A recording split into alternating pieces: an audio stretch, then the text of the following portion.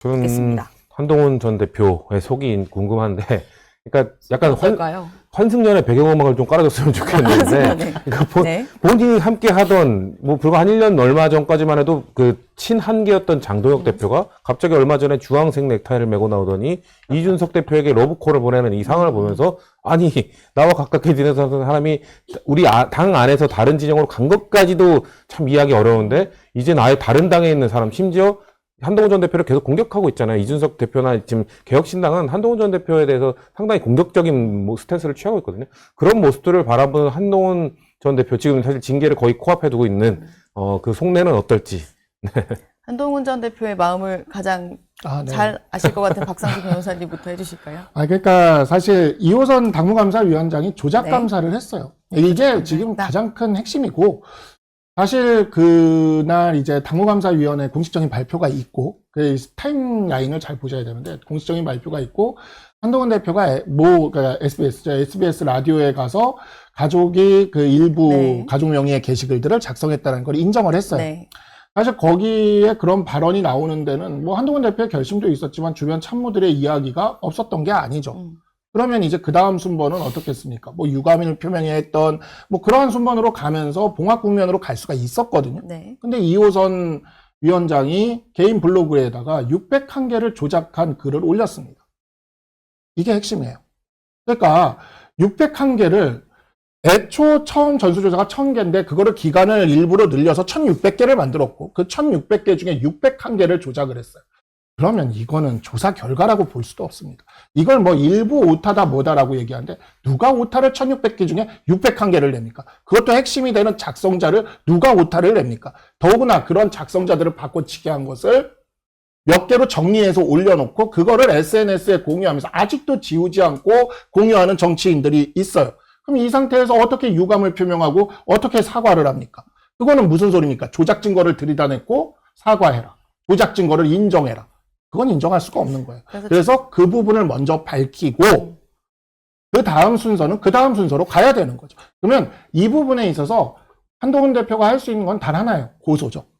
그 조작을 한 사람에 대한 고소를 한 겁니다. 법적 대응을 하셨죠? 예, 법적 대응을 한 거예요. 자, 그러면 장동혁 대표나 당 지도부에서는 어떻게 해야 되냐? 조작을 명백히 했어요. 그것도 너무 초등학생이 30몇 점 시험지를 80점으로 고치는 수준의 조작을 했거든요. 이런 조작을 했으면 그 당무감사위원장을 해임하고 그 다음에 이제 뭘 요구하던가 해야 되는데 조작 감사는 그대로 둔 상태에서 뭘 요구하고 있으니 뭐가 될 일이 하나도 없는 거죠. 그러니까 이 부분은 정치적으로 풀고 싶다면 그 공은 장동혁 대표에게 있다라고 말씀드리겠습니다. 공은 장동혁 대표에게 있다는데요. 한동훈 전 대표께서 1년 만에 이 문제에 대해서 본인이 인정한 부분에 대해서 정말 늦었지만 다행이다라고 생각을 합니다. 그런데 조금 깔끔하게 사과를 하고 이 문제를 좀 마무리했으면 하는 바람이 저는 당원의 한 사람으로서 좀 있었어요. 그런데 그러기보다는 이 당무감사 이 부분의 위원장에 대해서 고소를 하면서 오히려 이 전선을 넓히고 있어요. 그리고 그 이후에 하시는 말씀이 또 김옥균 프로젝트를 말씀을 하시고 그 당무 게시판, 당원 게시판 이 문제 뒤에는 윤석열 전 대통령이 있다. 이렇게 조금 확인하기 어려운 부분에 대해서 말씀을 하시면서 굉장히 전선을 넓히고 이 대결적 양상으로, 정치적 대결 양상으로 지금 이 문제를 가져가시고 있단 말이에요. 그래서 저는 한동훈 전 대표 같은 경우에는 이 부분에 대해서 어쩔 수 없이 인정을 했지만 이것을 법적 공방으로 끌고 가서 나의 지지층을 좀 결집을 하고 이 본질을 좀 흐리려는 게 아닌가. 그래서 이런 생각이 좀 듭니다. 저는 박상수 변호사님과 조금 생각이 달라요. 이 문제의 본질은요, 이 IP 2개에서 이 모든 글이 쓰여졌다는 것이에요. 그러니까 그 말씀하신 601개를 당무감사위가 조작을 했다고 말씀을 하셨지만 그 600개의 글 또한 한동훈 전 대표 가족이 쓴 동일한 2개의 IP에서 작성이 됐다는 게 그동안 이제 당무감사위에서 한 결론입니다. 당에서는 거기까지밖에 할 수가 없어요. 수사기관이 아니기 때문에. 그러면 이 부분에 대해서 저도 좀 의문이 있습니다. 아니, 당무감사위가 이렇게 결론을 낼 거면 왜 이렇게 해서 해결이 될 수 있겠느냐라는 생각이 좀 있었어요.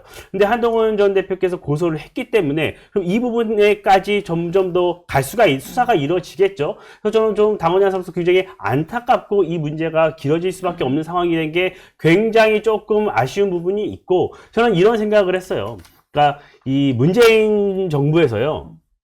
임기 초반에 국무회의장인가요? 네. 춘풍추상이라는 글귀를 건 적이 있어요. 그러니까 춘풍추상이라는 말이 이 자신에게는 이런 어떤 더 엄격하게 이런 가을 서리바라처럼 엄격하게 하고 남에게는 관대하게 하라는 얘기였어요. 그런데 한동훈 전 대표께서는 이 당원 게시판 문제를 두고는 본인에게 굉장히 엄격하지 않은 모습을 보였습니다. 1년 동안. 반면에 다른 상대방에게는 굉장히 엄격한 잣대를 들이댔어요. 그 과정에서 당원분들이 굉장히 조금 한동훈 전 대표에게서 안 좋은 감정을 많이 가졌던 부분이 있습니다. 저는 어쩔 수 없이 이 부분이 이런 고소가 이루어지면서 어떤 수사기관으로 넘어갔기 때문에 이 수사가 나오기 전까지는 마무리되기 어려운 상황이 됐다고 보여요. 저는. 이민찬 부위원장님, 이거 법적 책임과 연계될 수 있는 거니까 제가 그냥 단적으로 한번 여쭤보겠습니다.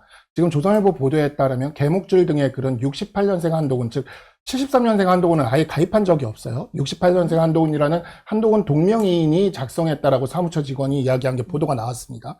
그 68년생 한동훈이 썼다라는 거를 진영구 검사장 등으로 이름을 바꾼 게 그게 601개라는 거예요. 자, 그러면 이 601개가 그 두 개의 IP와 같다라는 건 68년생 한동훈이 작성한 개목줄 등의 글이 그 IP로 쓰여졌다고 얘기하는 겁니까? 지금 그렇게 얘기하고 계세요. 지금 이 당 쪽에 지도부 쪽의 패널들이 반복적으로 지금 방송에 나와서 얘기하고 있는데 저희가 다 모니터링을 하고 있습니다. 정확히 그렇게 말씀하신 건가요? 아니, 말씀드려도 되겠죠, 이제? 네. 그러니까 말씀드릴게요. 그러니까 저희는 그 당의 공식적인 조사를 믿을 수밖에 없는 겁니다. 언론 보도, 그러니까 어떤 특정 언론에서 그런 보도를 했다고 해도 그 보도가 어느 정도 선까지 확인이 됐는지 저희가 알 수가 없죠. 왜냐하면 당에서 공식적으로 전수조사를 이뤄진 건 이번이 처음입니다. 그리고 당에서 공식 조사로 이루어진 당무감사위원회가 그 조사 결과로 두 개의 IP에서 1,400여 개의 글이 쓰여졌고 그 모든 게 두 개의 IP에서 작성이 됐다고 발표를 했습니다. 그럼 그거 당무감사 조사에 대해서 저희가 신뢰할 수밖에 없는 것이죠. 어떻게 특정 언론이 어떤 근거를 갖고 보도했는지 모르는 것과 당의 공식 기구가 조사한 것, 뭐 어떤 걸 더 신뢰해야 합니까? 자, 당의 네. 공식 기구가 준 자료라고 했습니다. 지금 이호선 당무감사위원장은 그게 누군지 알고 계시나요? 지금 국민의힘 미디어 특위 부위원장 당의 공식 기구입니다. 당의 공식 기구로서 당의 공식 기구에 대해서 방송에 나와서 말씀을 하시는 거는 당의 공식 기구의 발표이기 때문에 나는 책임 없다라고 얘기할 수 없어요. 정확하게 68년생 한동훈의 IP가 같은 건지에 대해서 그렇게 생각하고 그렇게 발언하신 거 맞죠? 아니 그러면 네, 그렇게 믿고 발언하신 거 맞죠? 박상수 변호사님은 어떤 근거로 그러면 당무감사위원회에서 쓰여졌다는 그 68년생 한동훈이고 그것을 어떻게 다 확인하셨죠? 그 내부에 아니, 그분들이 저는 조선일보의 보도 결과를 얘기하는 겁니다. 그러니까 위원장님, 변호사님은 조선일보 보도를 근거로 말씀을 하시는 거고 저는 당에서 네. 공식적으로 발표한 그 근거를 갖고 설명을 드리는 거예요. 알겠습니다. 네, 당의 발표를 두고 이견이 있으셨지만 여기서 일단 마무리하면서 저는 송지훈 부대변인님 네, 계속 보고 계셨는데 네, 그냥 저 짧게 네네 짧게 그 마무리를 오늘 해주실까요? 그냥 이민찬 그 위원장님 대변인님의 넥타이 색깔이 오늘 유독 개혁신당의 색깔이 약간 묻어있는